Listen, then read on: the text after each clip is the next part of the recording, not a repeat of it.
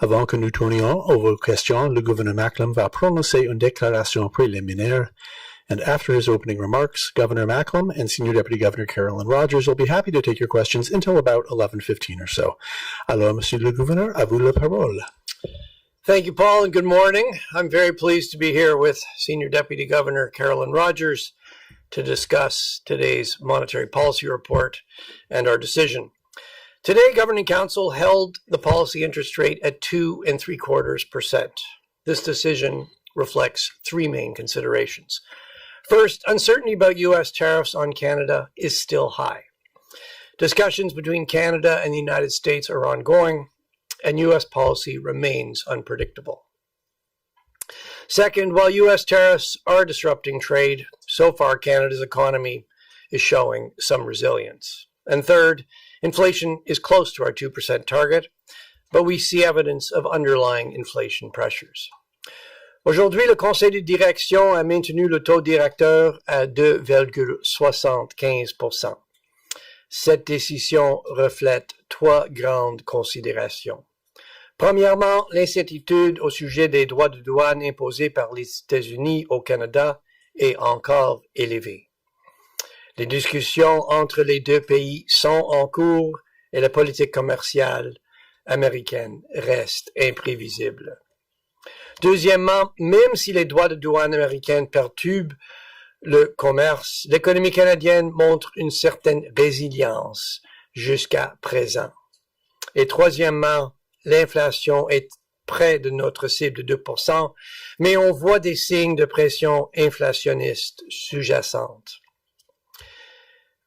Today's interest rate decision is accompanied by our July monetary policy report. And as in April, we decided not to present a conventional forecast for growth and inflation. U.S. tariffs are still too unpredictable to be able to provide a single forecast for the Canadian economy. So we present three scenarios. The first is what we're calling our current tariff scenario, and it represents a view of how growth and inflation would evolve if the trade arrangements currently in place or agreed were to remain. The two other scenarios examine how things could play out if tariffs escalate or if they de-escalate from where they are now. These three scenarios are designed to capture the uncertainty around U.S. trade policy. There's also uncertainty about how businesses and individuals in Canada and the United States will adapt to this new trade environment. The increases we've seen in U.S. effective tariff rates are less than what was threatened, but they are still outside post-war historical experience. So in addition to using scenarios to help guide monetary policy, we've stepped up our regional outreach to help understand the impacts of tariffs and uncertainty across the country. And we're adding questions to our surveys of Canadian households and businesses. I want to underline that the lack of a conventional forecast does not impede our ability to take monetary policy decisions.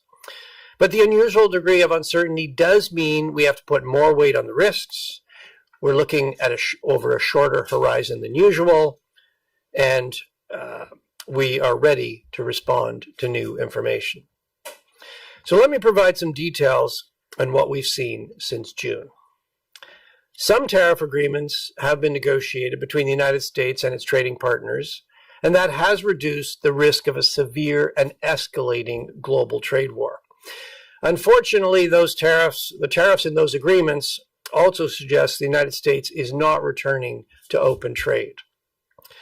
So far, the global economic consequences of U.S. trade policy have been less severe than feared. U.S. tariffs have disrupted trade in major economies, and this is slowing global growth, but less than many anticipated. While growth in the U.S. economy looks to be moderating, the labor market has remained solid. And in China, lower exports to the United States have largely been replaced with stronger exports to other countries. In Canada, we had robust growth in the first quarter of 2025, mostly because firms were rushing to get ahead of tariffs. In the second quarter, the economy looks to have contracted as exports to the United States have fallen sharply, both as payback for the pull forward and because tariffs are dampening U.S. demand for our goods. Growth in spending by Canadian businesses and households is being restrained by uncertainty, and new U.S. tariffs are having profound impacts on directly affected sectors. A number of economic indicators suggest that excess supply in the economy has increased since January. Nevertheless, the Canadian economy is showing some resilience so far. A number of surveys suggest consumer and business sentiment is still low, but it has improved. And in the labor market, we're seeing job losses in the sectors that rely on U.S. trade, but employment has kept growing in other parts of the economy. The unemployment rate has moved up modestly to 6.9%. In our current tariff scenario, growth resumes following the second quarter contraction. GDP growth is about 1% in the second half of this year as exports stabilize and household spending increases gradually. The scenario then has growth picking up further in 2026 and reaching close to 2% in 2027, although the path for GDP is permanently lower owing to tariffs. Turning to inflation, CPI inflation has been pulled down by the elimination of the carbon tax and is just below 2%. However, a range of indicators suggest underlying inflation has increased from about 2% in the second half of last year to around 2.5% more recently. This largely reflects an increase in non-energy goods prices. Shelter cost inflation remains the biggest contributor to CPI inflation, but it continues to ease. Surveys indicate businesses' inflation expectations have fallen back after rising in the first quarter, but consumers' expectations have not come down. In the current tariff scenario, there are a number of offsetting upward and downward forces at play, which we outline in detail in the Monetary Policy Report. If I try to boil it all down for you, there are reasons to think that the recent increase in underlying inflation will gradually unwind. The Canadian dollar has appreciated, and that reduces import costs. Growth in unit labor costs have moderated, and the economy is in excess supply. But at the same time, tariffs are imposing new costs, which will be gradually passed through to consumers. In the current tariff scenario, the upside and downside pressures roughly balance out, so inflation remains close to 2%. The picture is somewhat different when we look at the alternative scenarios. In the de-escalation scenario, lower tariffs improve the growth outlook and reduce the direct cost pressures on inflation. In the escalation scenario, higher tariffs weaken the economy and increase direct cost pressure. There's also uncertainty about the impact of tariffs. Many businesses report they are facing costs related to finding new suppliers and developing new markets. These costs are difficult to evaluate, and they could add upward pressure to consumer prices. We will be following tariff developments closely and assessing indicators of underlying inflation. Lors de cette décision, le consensus était clair. Laisser le taux directeur inchangé. Le Conseil a aussi convenu qu'il faut procéder avec prudence, en portant une attention particulière aux risques et aux incertitudes qui touchent l'économie canadienne. On va continuer d'analyser l'évolution et la force des pressions sur l'inflation, celle à la baisse due à l'affaiblissement de l'économie et celle à la hausse découlant de la montée des coûts en raison des droits de douane et de réorganisation du commerce. Si l'affaiblissement de l'économie fait peser des pressions à la baisse supplémentaires sur l'inflation et que les pressions à la hausse sur les prix dus aux perturbations commerciales sont contenues, on pourrait devoir baisser le taux directeur. At this rate decision, there was a clear consensus to hold our policy rate unchanged. We also agreed that we need to proceed carefully with particular attention to the risks and uncertainties facing the Canadian economy. These include the extent to which higher U.S. tariffs reduce the demand for Canadian exports, how much this spills over into business investment, employment, and household spending, how much and how quickly increases from tariffs and trade disruption are passed on to consumer prices, and how inflation expectations evolve. We will continue to assess the timing and strength of both the downward pressure on inflation from a weaker economy and the upward pressure on inflation from higher costs related to tariffs and the reconfiguration of trade. If a weakening economy puts further downward pressure on inflation and the upward price pressures from trade disruption are contained, there may be a need for a reduction in the policy interest rate. We are focused on ensuring that Canadians continue to have confidence in price stability through this period of global upheaval. We will continue to support economic growth while ensuring inflation remains well controlled. And with that, the Senior Deputy Governor and I would be very pleased to take your questions. Thank you, Governor. We will go to questions now, and we'll start with those reporters who are here in Ottawa at the bank, after which we'll go to those who have joined us remotely. As usual, I'm going to ask you to please limit yourself to one question so that every media outlet has the chance to participate. If I forget to do so, please state your name and affiliation. For those in the room, please press the button on the microphone in front of you to activate it so that everyone can hear your question, and then press it again to turn it off once you are done asking. Avant de poser votre question, veuillez vous identifier si je ne l'ai pas fait, et comme toujours, libre à vous de poser vos questions dans la langue officielle de votre choix. So let's get started first with Paul Vieira from the Wall Street Journal, please. Good morning.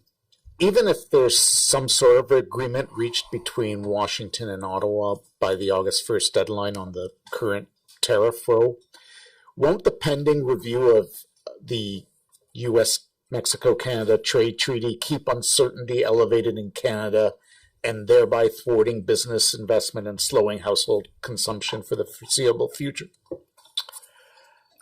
Paul, I would agree that, let's hope there's an agreement between Canada and the United States. Let's hope it's a good agreement.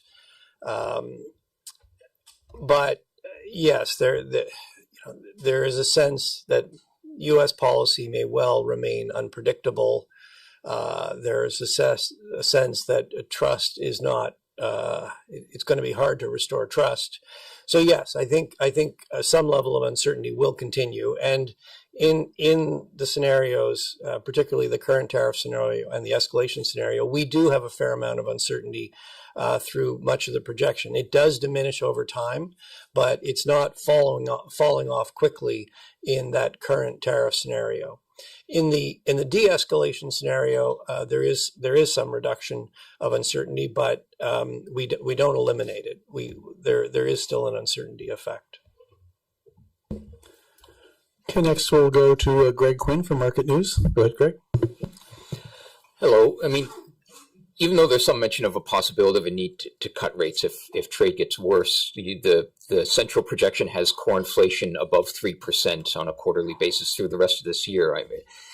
How significant a barrier is that kind of sticky trend inflation to providing relief to Canadians? Well, just coming to the decision we just took, one of the reasons why we held the policy rate unchanged is because, yes, we have seen some additional pressures in underlying inflation. Core measures, the trim mean, trim median have been running around 3. If you look at a broader range of core measures, they're closer to, they've all moved up. They tend to be a bit lower than trim and median, our preferred measures. So yes, that has got our attention. And going forward, we are going to be watching closely what happens with those pressures on underlying inflation. As I mentioned, some of the factors that may be causing that increase should unwind. The Canadian dollar is appreciated. After depreciating, that should pull import costs down. Unit labor costs, wage growth has decelerated. And the economy is in excess supply. We think the economy contracted in the second quarter. So those things are all going to put downward pressure. Now, tariffs.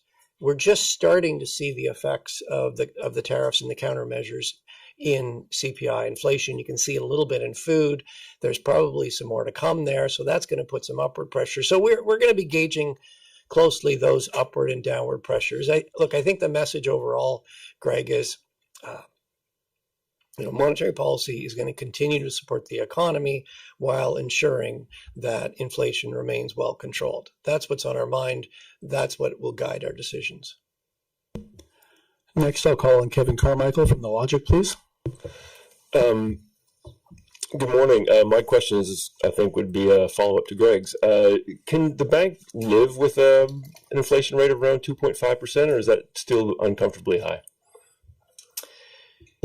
Well, the way I would put it is when we're taking our monetary policy decisions, we're really thinking about where inflation is going to go. So if inflation's currently 2.5%, but we think the evidence is suggesting that inflation pressures will unwind and we're heading back to 2%, yes, we're comfortable. If we think inflation pressures are building further and we're moving further away from the target, we're uncomfortable. One of the messages today is, it's hard to be as forward-looking as usual when you've got an unusual amount of uncertainty. And that's why we presented three scenarios. And you can see that the inflation outturn is different in those different scenarios. And the reason we presented three scenarios is, against a background of unusual uncertainty, we need to be thinking more about the risks. So as we're thinking about policy, we're not thinking about a single forecast. We're thinking of a range of scenarios. We've had to shorten our horizon. Hopefully, things will get clearer. We can revert back more to normal. But we'll see exactly when that happens. Next, I've got Mark Rendell from the Globe and Mail, please. Hi, Governor and Senior Deputy Governor. Thanks for the question. So in the NPR, you talk about the effective tariff rate on Canadian goods increasing by 5 percentage points, but you don't state what the baseline was for that. So I'm wondering, first of all, what is the bank's estimate of the current effective tariff rate on Canadian goods entering the U.S.? And secondly, how did you come up with the estimate that 95% of Canadian goods can become USMCA compliant? Sure, I'll tackle that one, Mark. So do I need to, there we go. So to your first question, really, the short answer to the effective tariff rate of 5%. Where was the baseline? It was close to zero. It's just barely above zero. How we get there, we look at the U.S. Census Bureau data, and then you look at the sort of composition of the goods coming into Canada, or coming into the U.S. from Canada, and you get to an effective tariff rate. And that's about 5%. Yeah. The 95% compliant, again, you have to look at the composition, and it's also a forecast. So there are exporters to the U.S. that qualify to be CUSMA compliant, but maybe haven't completed the paperwork. They're more motivated to do that now, so we expect more and more goods to become compliant with CUSMA. And again, you have to look at the composition. So, and the composition not just of the firms that are exporting and whether they're compliant, but the total of goods that are going into the U.S. market. Yeah, I just underline, Mark, these are scenarios. They're based on a lot of assumptions. The situation is fluid. Canada and the United States are, those discussions are ongoing. We'll see where they land. The reason to put out scenarios is really to reflect the fact that there is more than one outcome here. Okay, next let's go to Pramit Mukherjee from Thomson Reuters. Thanks, Paul. Good morning, Governor and Deputy Governor. Sorry. What I wanted to ask is, in your current tariff scenario, Do you think that if inflation and the GDP evolves the way you have projected, will there still be a need for a rate cut this year? So you want to know where rates are going, basically. Okay, look, let me say three things. I mean, the first obvious thing to say is, I mean, we're going to take our decisions one decision at a time, and our future decisions are going to depend what happens in the future. But look, I can say three things. I think the first message is situation hasn't changed that much since our last decision. We continue to proceed carefully. Given the unusual amount of uncertainty, we're continuing to put more weight on the risks, and we're ready to respond to new information. The second thing I would say is we have been very clear about what we're watching most closely, what we're particularly focused on. And those are the four things I outlined. We're looking, how much are U.S. tariffs impacting our exports? How much is the weakness in exports spilling over into business investment, into employment, and into household spending?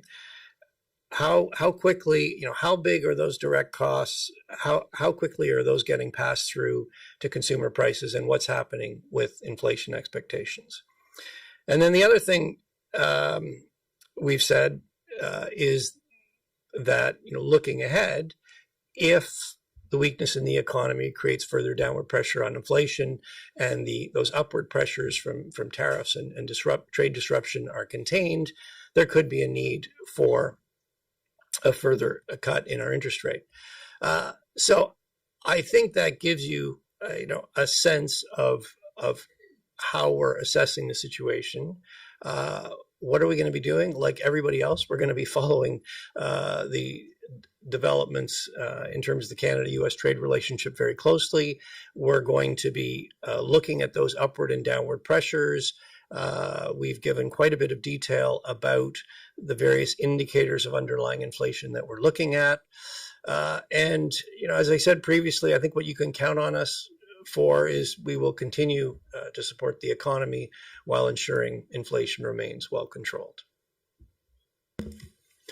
Okay, let's come over to this side of the room now. I'm going to call on Jordan Gowling from the Financial Post next. Morning. You are not expecting a recession this year under the current tariff scenario, with a contraction in second quarter, but positive growth starting in the third quarter. What are the factors you are considering when we're talking about that bounce back starting in the third quarter? Yeah. So the first thing to stress is that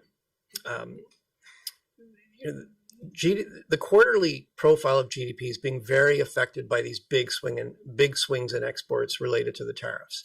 So first quarter GDP in Canada is boosted quite a bit because exporters were trying to get ahead of the tariffs, and U.S. importers were also trying to get goods from Canada ahead of the tariffs. So you saw GDP growth in the first quarter was boosted by a surge in exports, 2.2% growth the first quarter.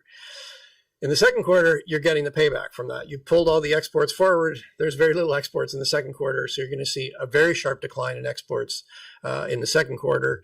Interestingly, U.S. GDP came out this morning for the second quarter, and you saw a huge drop in U.S. imports that boosted U.S. GDP. Well, that big drop in their imports, that's a big drop in our exports to the United States. That's the flip side of it. So there is a very sharp deceleration in exports in the second quarter. That pulls growth negative, so you get a contraction in the second quarter.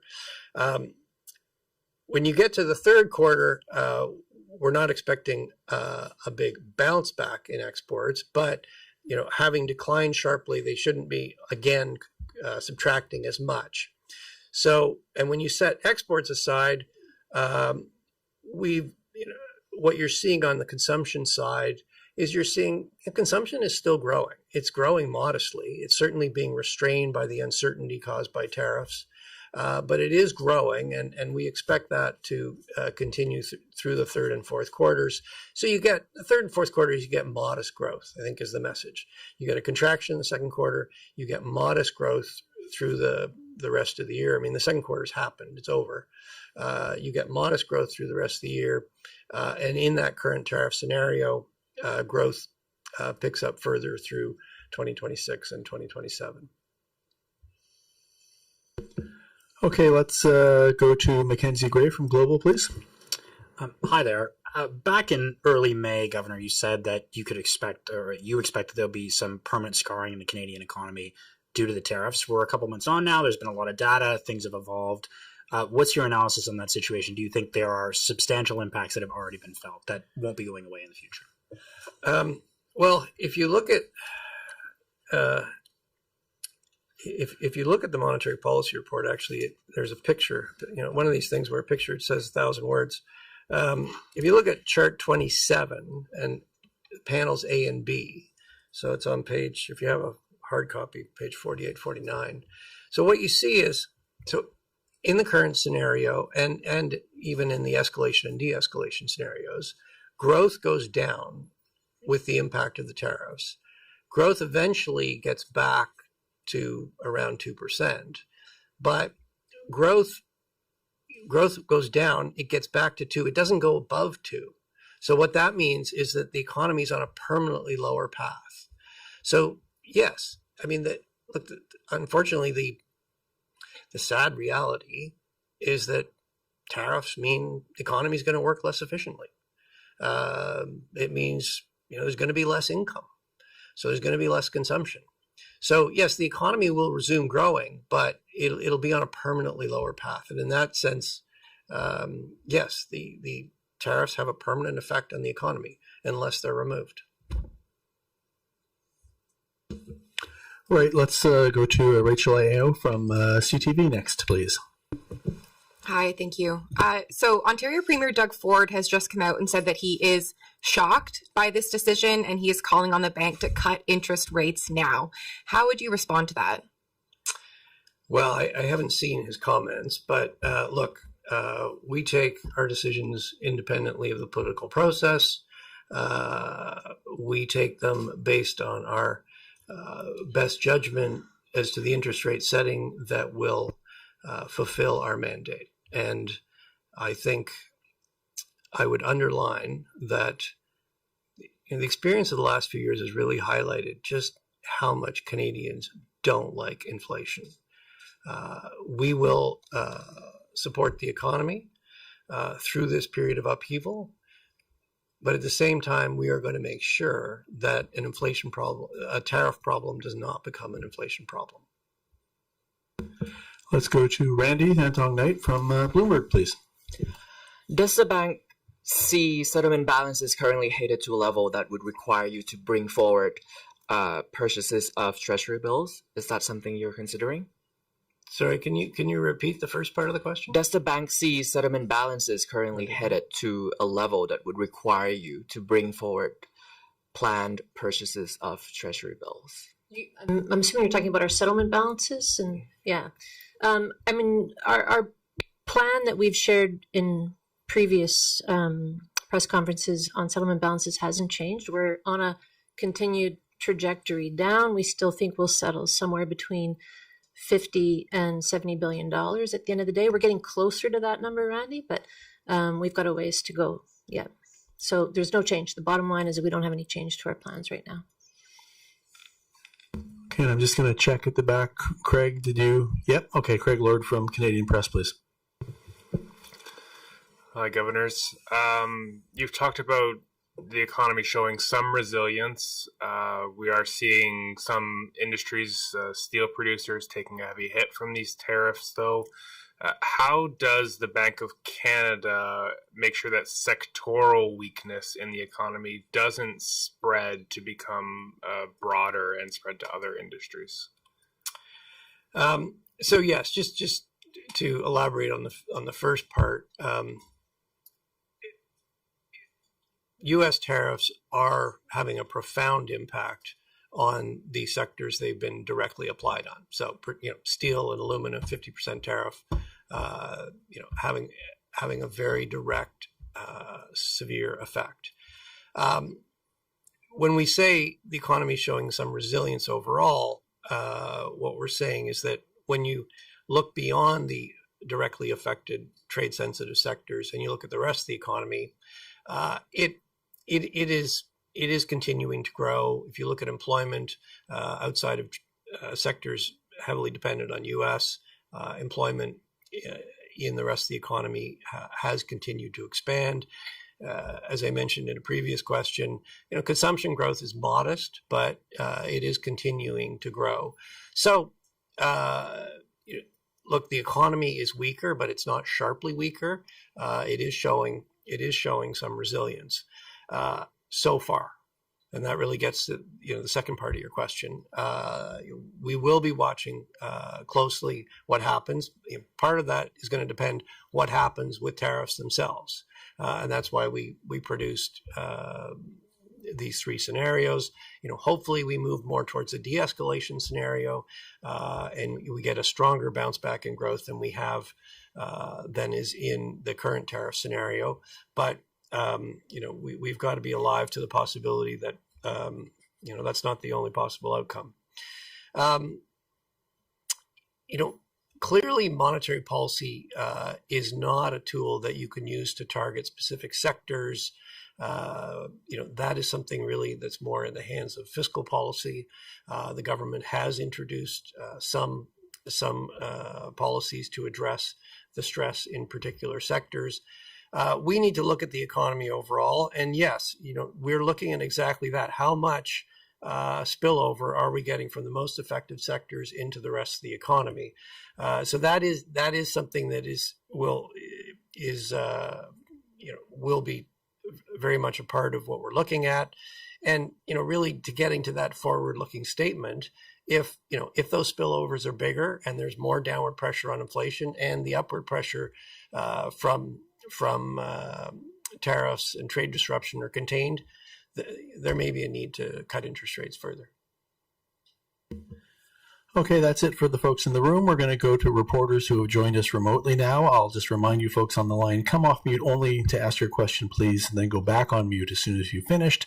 That way everybody can hear the response. I've got Max Sato, John McFarlane, and Rob McClister on my list. So let's go there in order. Max Sato from Mace News, please. Morning, Paul. Thanks, Governor. I was going to ask you a simpler question about what you told us last month, which is the only forward-looking per se you have is proceeding carefully, and also you said being less forward-looking than usual. But I'd like to ask you a longer question with the context of recent shift in voter sentiment around the world. As we can see, voters have turned more right-wing in many economies, and that's reversing earlier moves toward more open global trade and immigration.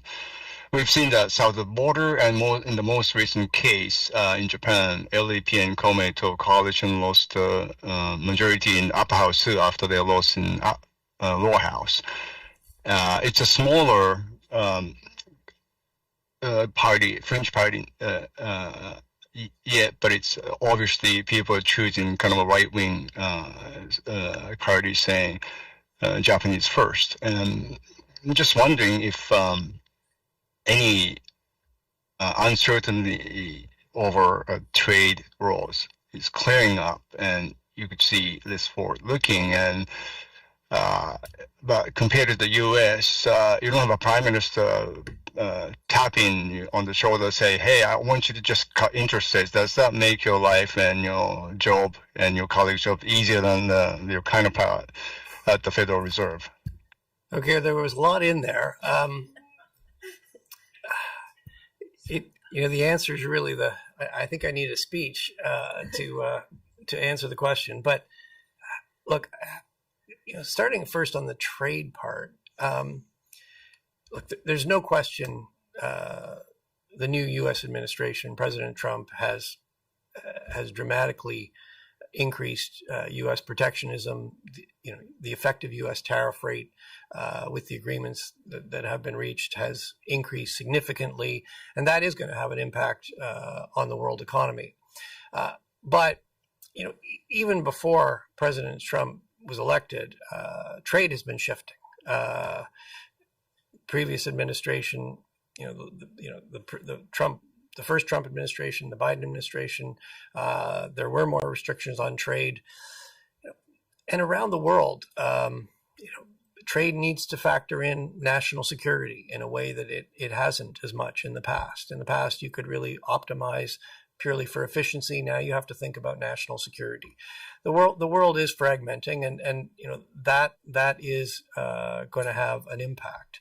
And yes, obviously we don't weigh in on politics, but yes, some segments of society feel like they've lost out. That is having political consequences. So yes, the trade environment has been shifting, and Canada needs to think about its place in the global trading economy. We are very concentrated in our trade with the United States. We've been that way for a long time. I think there are opportunities to diversify our trade, and I won't get into the government's plans, but clearly they are articulating plans to try to reduce interprovincial barriers. That should help grow our internal market, help get goods to Tidewater so we can get them to other countries. These are the kinds of things we need to be thinking about. The message is the world is changing. All right, next I've got John McFarland from Yahoo Finance Canada. Go ahead, John. Hi, thanks for taking my question. This question is in the context of longstanding concerns about productivity. I'm wondering what the bank's thoughts around the plans for massive increases in defense investment, which are coming sooner than later. Does the bank expect them to help or hurt productivity, or do they see them as benign?